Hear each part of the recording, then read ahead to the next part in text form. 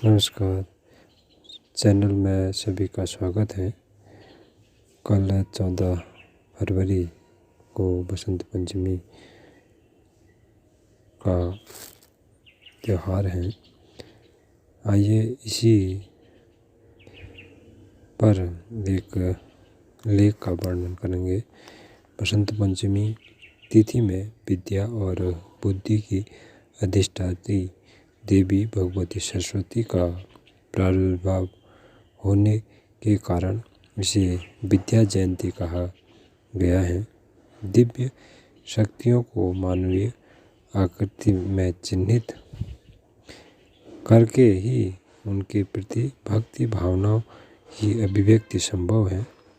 इसी चेतना विज्ञान को ध्यान में रखते हुए भारतीय तत्वविद्ताओं ने प्रत्येक दिव्य शक्ति को मानुषी आकृति और भाव गरिमा में सजोया है।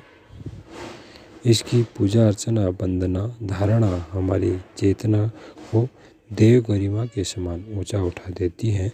साधना विज्ञान का सारा ढांचा उसी आधार पर खड़ा है। माँ सरस्वती के हाथ में पुस्तक ज्ञान का प्रतीक है। यह व्यक्ति की आध्यात्मिक और भौतिक प्रगति के लिए स्वाध्याय की अनिवार्यता की प्रेरणा देती है। ज्ञान की गरिमा को समझते हुए उसके लिए मन में उत्कृष्ट अभिष्टा जाग पड़े तो समझना चाहिए कि सरस्वती पूजन की प्रक्रिया से अंतःकरण तक प्रवेश पा लिया है। भगवती सरस्वती का वाहन मयूर व हंस है और उन्होंने हाथ में वीणा ले रखी है। प्रदयात प्रेणांग बाद वीणा हस्तांब कुंज हिंग यत यतंत्री खलु चास माकंग सर्वदा झंझकृता भवते।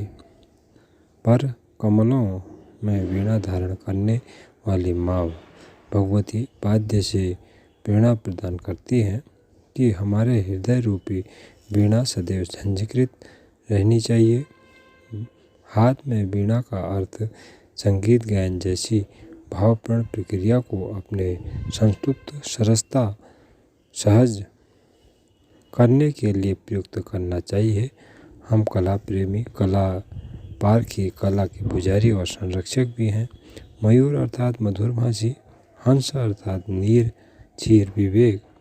हमें माँ सरस्वती का अनुग्रह पाने के लिए उनके वाहन मयूर और हंस बनना ही चाहिए।